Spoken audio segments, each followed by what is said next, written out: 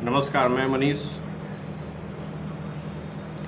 1 अप्रैल 2016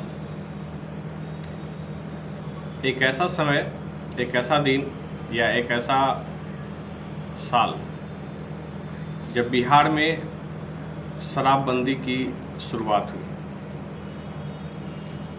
शराबबंदी एक ऐसी व्यवस्था है जो समाज को एक बेहतर मानवीय, सामाजिक एवं उसके उत्तरदायित्वों का निर्वहन करने में सबसे महत्वपूर्ण भूमिका निभाती है। जो लोग नशा से दूर हैं, उनका जीवन शैली, उनके बात व्यवहार और उनके सोचने का ढंग एक अलग होता है, यह किसी से छुपा हुआ नहीं है। लेकिन इसमें जो अल्कोहलिक व्यवस्था की जो बात है वो हम मेडिसिन में भी यूज करते हैं एवं डॉक्टरों के अनुसार ऐसे जगहों भी यूज करते हैं जहां से हमारे जीवन का एक स्ट्रक्चर बनता है, हमें जीवन में जीने का एक राह मिलता है। लेकिन बिहार में जो शराबबंदी हुई, इस पे आप लगातार सुनते हैं, देखते हैं कि सरकार की विफलताओं पे, पुलिसिंग व्यवस्थाओं पे हम लगातार सवाल उठाते हैं। बिल्कुल यह सही है कि इसकी विफलताओं के लिए बिहार सरकार एवं बिहार सरकार की पुलिसिंग सिस्टम उत्तरदायित्व है। यह एक ऐसी व्यवस्था है जिसमें हमें अपने प्रशासनिक तौर पे लोगों को यह सोचने और समझने पे मजबूर करना पड़ेगा कि वह इन अपने दायित्वों का निर्वहन किस प्रकार से करें। लेकिन मैं आज कुछ खास इसमें बात करने के लिए, चर्चा करने के लिए आया हूँ। चर्चा का विषय यह है कि अगर बिहार में शराबबंदी है जो पूरी दुनिया जानती है, तो योगी आदित्यनाथ जो उत्तर प्रदेश के मुख्यमंत्री हैं, उन्हें कैसे नहीं पता है? कैसे पता नहीं है बंगाल के मुख्यमंत्री ममता बनर्जी को कि बिहार में दारू बंद है? झारखंड के मुख्यमंत्री को कैसे नहीं पता है कि बिहार में शराबबंदी है?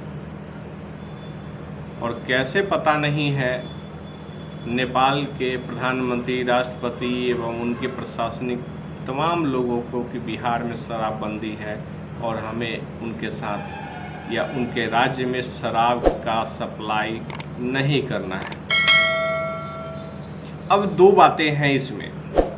या तो बिहार सरकार बिहार के अंदर ही शराब बनवा रही है और शराब की सप्लाई हो रही है जो रोज रोज पकड़े जाते हैं, या दूसरी बात यह हो सकती है कि अन्य राज्यों से हमारे यहाँ शराब का सप्लाई होता है और इसमें सीधे तौर पे वहाँ के मुख्यमंत्री का इन्वॉल्वेशन है और वो चाहते हैं कि बिहार की तरक्की में हम एक कांटा घाव बनकर शामिल हो। शायद इस ओर ध्यान आप सभी में से किसी का नहीं गया होगा। लेकिन अगर बिहार में शराबबंदी है तो बॉर्डर पार करके किस प्रकार से दारू की खेप, दारू की गाड़ियां यहाँ पे आ जाती हैं,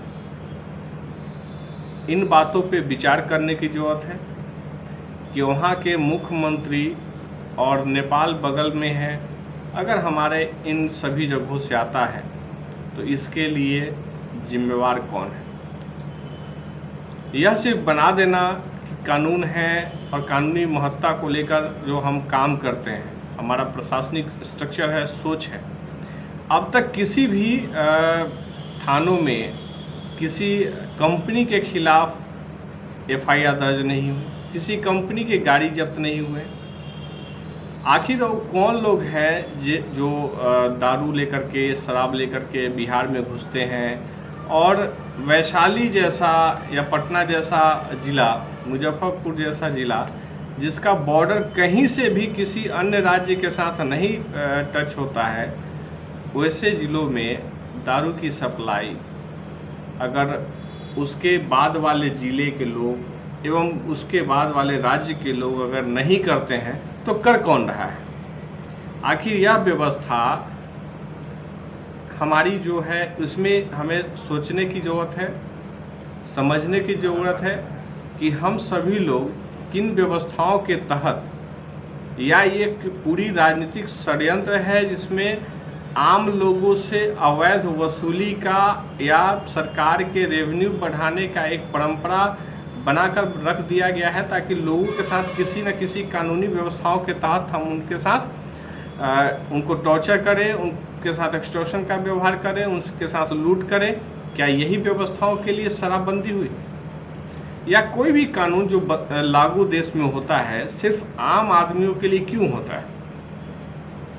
आज तक यह बता दिया जाए कि कितने बड़े माफियाओं को, देखिए जो शराब की जो दुकानें हैं या शराब का जो कारोबार होता है, इसमें बगैर राजनीतिक दलालों के, यानी राजनेताओं की मिलीभगत और प्रशासनिक अधिकारियों की मिलीभगत एवं मुख्यमंत्री की संलिप्तता के बगैर संभव नहीं है, क्योंकि मुख्यमंत्री के अंदर पूरी सिस्टम निहित होती है। एवं मैं तो इस वीडियो के माध्यम से यह भी कहूँगा कि बिहार के मुख्यमंत्री नीतीश कुमार को योगी आदित्यनाथ, ममता बनर्जी, प्रधानमंत्री नेपाल के हैं, इन सभी लोगों पे कार्रवाई करनी चाहिए और इनके ऊपर भी आपराधिक मामले डालकर उनके सिस्टम के साथ एक चैलेंजिंग नेतृत्व को जन्म देना चाहिए कि अगर वो हमारे यहाँ अवैध रूप से अगर सप्लाई नहीं करा रहे हैं तो यहाँ आ कहाँ से रहा है। अगर वो नहीं कर पा रहे हैं तो दूसरी स्थिति यही है कि बिहार के मुख्यमंत्री नीतीश कुमार की संलिप्तता है और वो अपने स्तरों पे यहाँ पे दारू बनवा रहे हैं और बेचवा रहे हैं। दोनों कंडीशन में कौन स्थिति सत्य है, कौन सी चीज़ें गलत हैं, कौन सी चीज़ें एक व्यवहारिक रूप में आएगी, इस पे हमें विचार कर एक आगे बढ़ने की गति में काम करने की ज़रूरत है। हमें इन सभी क्षेत्रों पे ध्यान देने की ज़रूरत है कि संलिप्तता किसकी है। सिर्फ आम आदमी इसमें इन्वॉल्व हो, आम आदमी की जो व्याख्या है, आम आदमी का जो सोच है, उसे हमें लागू करने की ज़रूरत है ताकि हम एक बेहतर समाज और बिहार की जो पौराणिक स्थिति है, पौराणिक परंपरा है, उनको हम जीवंत कर सकें, ताकि हम एक बेहतर समाज का, राष्ट्र का निर्माण करने में अपने लोकतांत्रिक बिहार से एक नया संदेश दे सकें। इसकी ज़रूरत है। इसमें प्रशासनिक चूक ही नहीं है, राजनीतिक सामाजिक संरचनाओं की भी चूक है, लेकिन अगर कानून बनाने की जिम्मेवारी सरकार की है तो उसका पालन करवाना भी सरकार की जिम्मेवारी में आता है। और विभिन्न राज्यों पे जो बगल के राज्य हैं जिनकी के ऊपर कार्रवाई होनी चाहिए थी, क्योंकि सप्लाई करने का अधिकार उन्हीं के पास है, क्योंकि उनके राज्यों में दारू शराब प्रारंभ है और बड़े स्तरों पे खेल होता है। तो इन सभी जगहों पे भी ध्यान देने की ज़रूरत है कि पड़ोसी राज्य हमारे साथ जो नाटक कर रहे हैं, खेल खेल रहे हैं, उनके ऊपर भी कार्रवाई करने की ज़रूरत है और एक बेहतर कानून बने ताकि इनसे ऐसी व्यवस्थाओं पे हम एक कदम आगे बढ़ कर के देश को नेतृत्व प्रदान कर सकें। बहुत बहुत शुक्रिया, बहुत बहुत धन्यवाद आप सभी का।